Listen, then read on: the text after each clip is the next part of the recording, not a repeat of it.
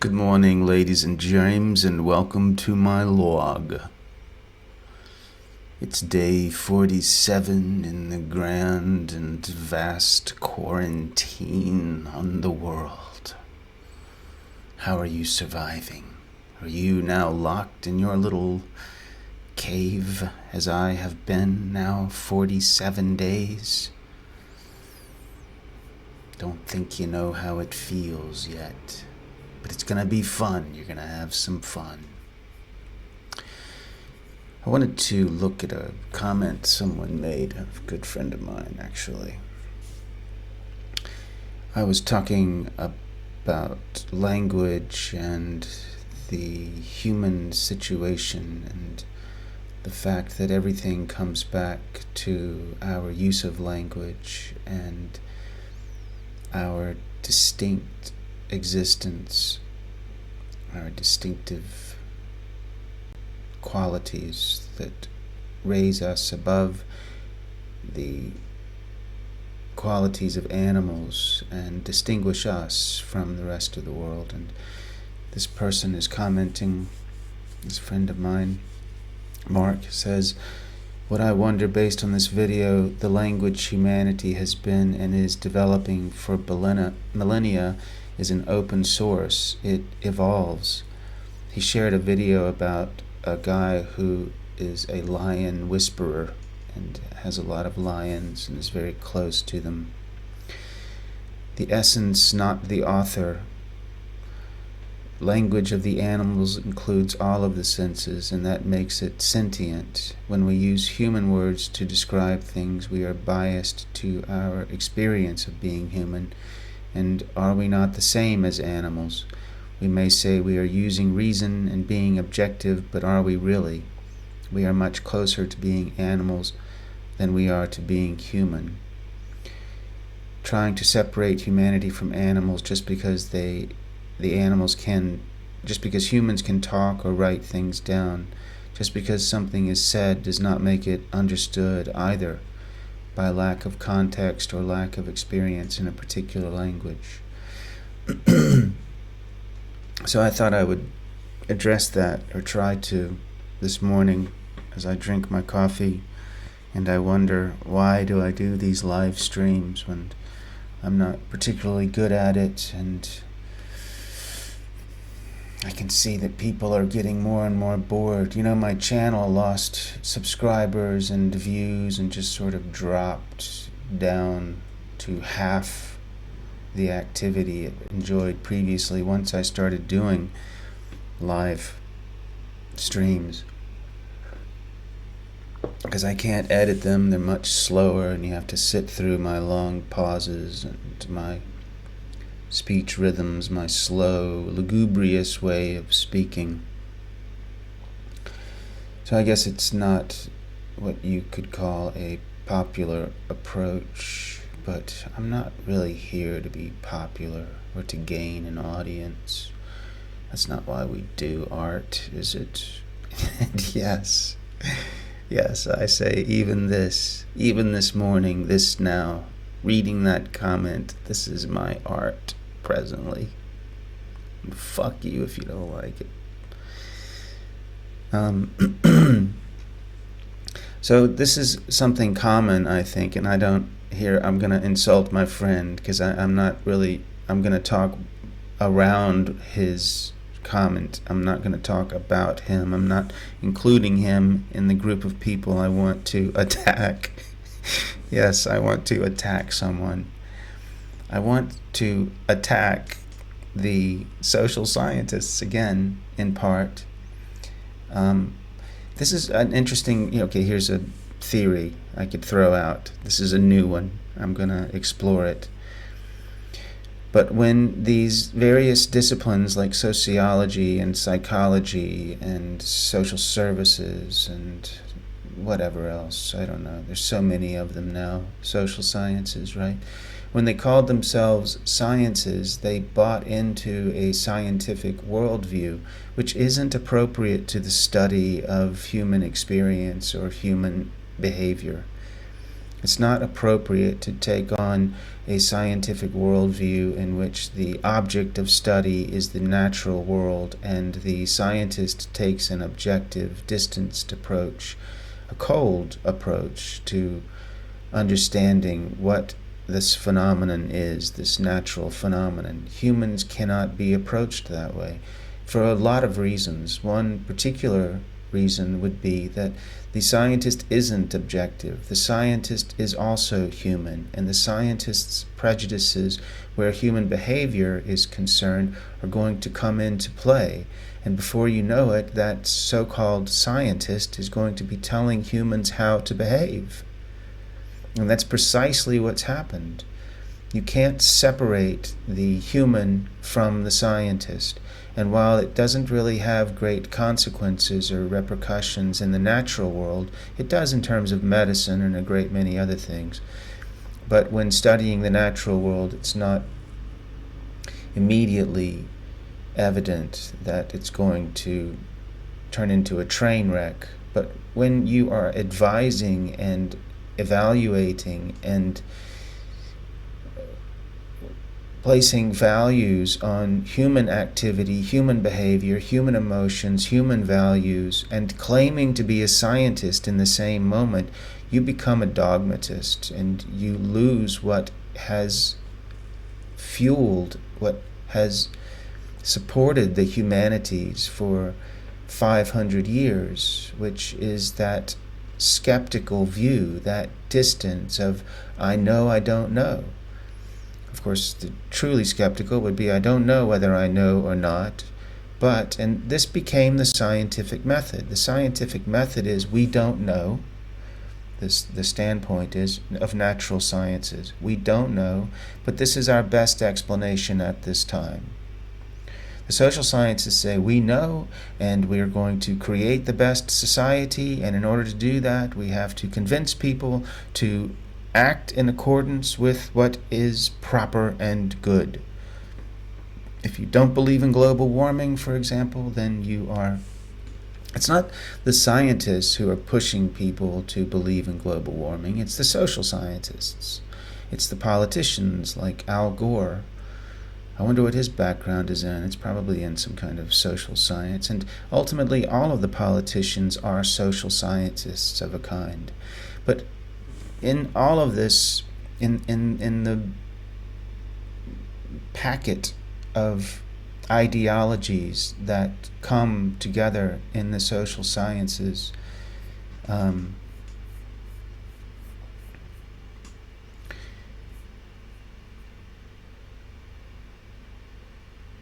good. I'm heard.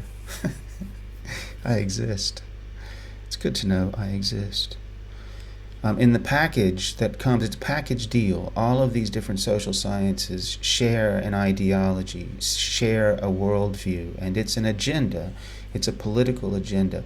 And within that political agenda, oddly enough, is the idea that we are animals. We are equal in kind to the animals. That's more or less the view of the natural sciences, and that's where one way that the social sciences has gone so terribly wrong. Because ultimately, and in the tradition of the humanities, we are not animals. We are not equal in kind. We are transcendent. We are not better than the animals in some sense. It's not a question of quantity, of virtue or something, but we are what we are, which is distinct. There is no virtue in animals. There is no good and bad in the animal kingdom.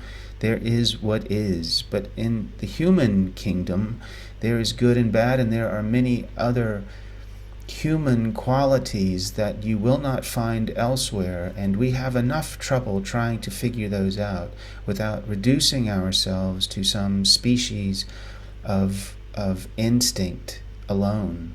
We don't work on instinct. We build our universe. We create, we imagine, we establish our values, and then we depend upon them, we stand on them, the world can be a very different place than we find it presently.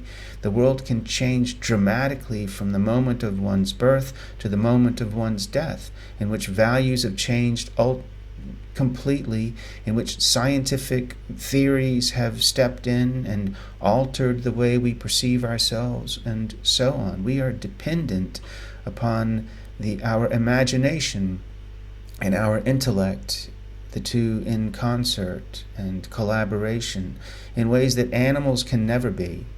And we don't fool ourselves by thinking that we are different, as Mark suggests in my opinion, in this comment. It's not a question of thinking ourselves better. And that's, again, where in the package of social sciences, everything is about equality. So when human beings believe themselves to be better than animals, we are not following that wonderful value that we say is so important to us, which is equality. Equality as a concept can be abused in this way. We are not equal to animals because we are simply not in the same category. And one other reason that we can say that we are not in the same category is because you and I are this thing. This is what we are. Whether or not we are like dogs or cats or lions or bears or tigers, etc., is entirely immaterial to the fact that we are what we are. We're not lions, tigers, and bears. And throwing ourselves into the animal kingdom is yet one more species when we are what we are, and that is that. Everything that we think, everything that we say, everything, all that we perceive and recognize and refer to is a human version of the world. So in that context, for me to claim that I am just another animal is absurd, because even in that moment, my concept of animal is a human concept. My concept of human is a human concept. Whether or not animals actually have concepts, how they perceive the world is completely inaccessible to us. We can speculate, we can imagine, we can use our sympathies, we can even humanize animals, and we can recognize that there is a consciousness there that can be happy or sad, that can feel pain or pleasure, and we can respond to that consciousness in a humanizing way. But ultimately, at the footing of where we stand ideologically and in relation to our values and in relation to the methods by which we evaluate the world, we must recognize, as the humanities urges us, the original, the true humanities, not the social sciences which have taken the place of the humanities, which have stepped in with this scientific worldview that is now applying an animalistic version of the human species to all of these different realms of study. And so just as cattle need to be penned in and given routines and regimes, and as they are dependent upon the cattle herder, the farmer, so these social scientists think humanity requires constant supervision, constant maintenance, constant surveillance. And it's funny that these Western societies are buying into this social sciences view, and at the same time criticizing a place like China, when China has just taken it. China's just a few steps ahead of the United States. The United States will soon be just as hyper authoritarian as China is presently. And again, in a moment of a pandemic like this, authoritarianism has its place. But for you and I as individuals trying to understand who we are and the world around us, we have to recognize that we are what we are first. There's no question of equality or tolerance or or speciesism. These are absurdities in the face of the fact that you are what you are, and I am that too. And this brings us together. And, you run over a cat as you're driving down the highway 1,000 miles from home on your way to see your sick child. You're going to stop and see if the cat's okay? You're going to keep on driving. What about you run over a pedestrian? I think you'll stop then. There's an enormous difference between animals and humans in relation to how we perceive the values of things, of entities, animate beings in the world. So we don't need to apply tolerance and equality and all of these borrowed, these transformed concepts. The social sciences have transformed everything. Equality originally should have been a question of intellectual stances.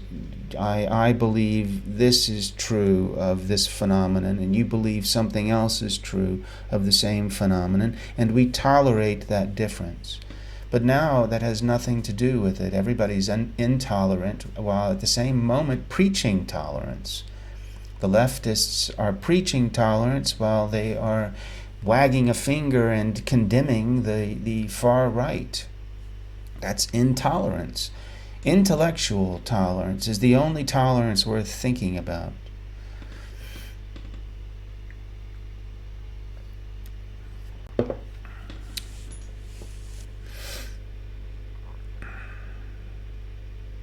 Yes, indeed. So I heard this little piece of news. I don't know. Are there any comments? The trouble with these live streams is when there's a comment. Hey, Simon, DJ Simon. Hi, Utility Cow. Humans can evolve, learn, and be able to apply the knowledge to expand our existence in different planets thanks to our imagination and experience from previous generations. That's another tendency now, particularly in philosophy, is the idea that we should recognize that it'll be a complete game changer if an alien race appears who is not human but who is intelligent in the same way that we are. So we tend now to talk about human life forms. There's also the transhumanism movement, in which there's a point in the near future when we're going to be inserting computer chips and so on. We're going to be enhancing our faculties, and at what point does that enhancement constitute a new species? And all of this is said to challenge the traditional view of the humanities, in which the human is given a special status. I think whatever the case in relation to those things, it still doesn't address the fact that anyone who makes these speculations is human. In the moment that I speculate and imagine a transhuman world or a transhuman individual who is so advanced intellectually and athletically and who can live 1,000 years, in the moment I imagine that, I am imagining a scenario that undoes the traditional view. Even then, in that moment, that's a human being imagining it. Beyond that, the Matrix is playing around with some of these ideas. A lot of people go through these philosophy programs and they come out on the other side as anti-humanists. The social science, it's like philosophy became a social science in that regard. It developed theories that its members within the academic community are constantly entertaining that disprove the speculations of those whose shoulders we stand on, so to speak. And it's a tendency, it's a trend. I can probably think of other reasons why those philosophers and their theories should be set to one side. We shouldn't lose sight of the goal, which is to be found in a thinker like Plato's Socrates, or in Shakespeare, or Tolstoy. They have commonalities. Jesus, the character of Jesus in the novel we call the New Testament, if you will. No insult to Christians, but just without bringing a crazy bunch of beliefs into this. I don't believe it's necessary to speak of a son of God in any of this. We are all sons of God. We are all, what was it he said? Son of man.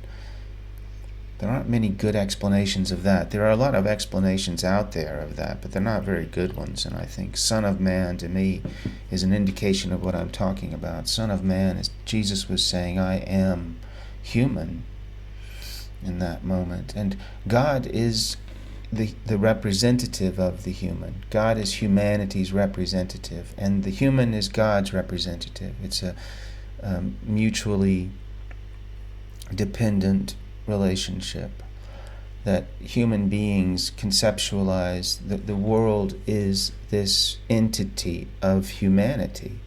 That is the world. It's a kind of pantheism. Everywhere I look, the lamp that's shining in my eyes presently is a human lamp. This iPhone that I use to film is a human iPhone.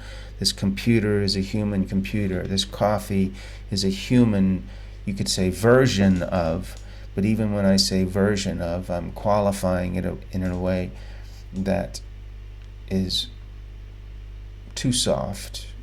It's too soft. We should recognize that, in fact, these are human things, in the same way that if I had a strong belief in God and I believed God was in everything, then I would recognize the divinity of this coffee cup. I would recognize the divinity of the lamp.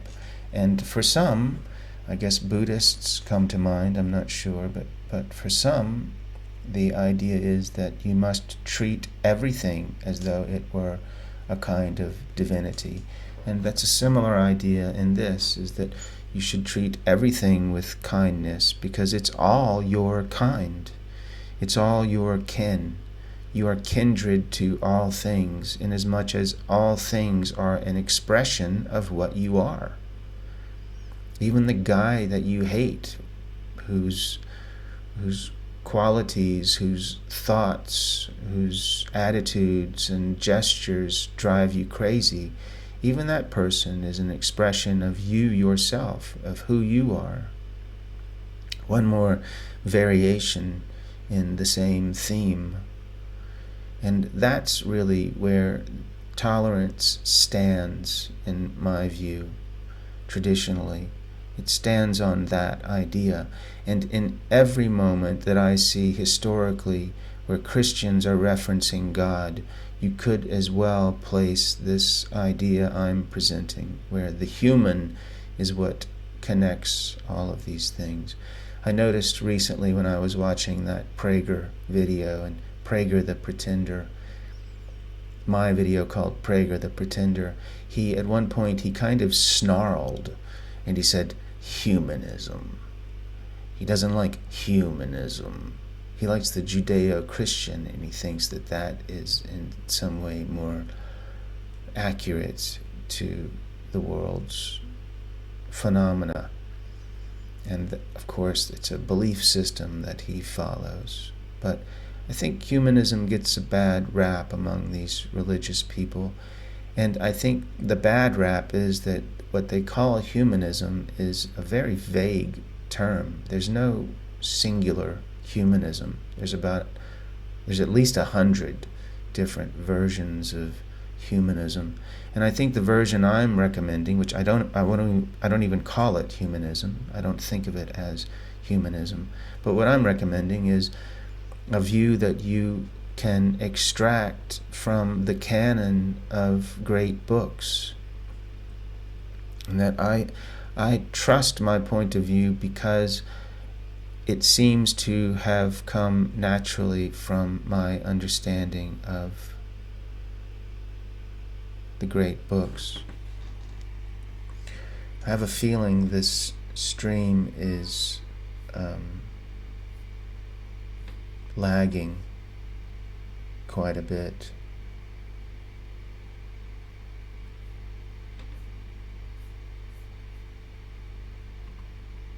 So all this work I'm doing is lost. Is it lagging? Oh well, I guess I have said my piece, and I don't have more to offer, and I shouldn't go on too long anyway. So please like and subscribe.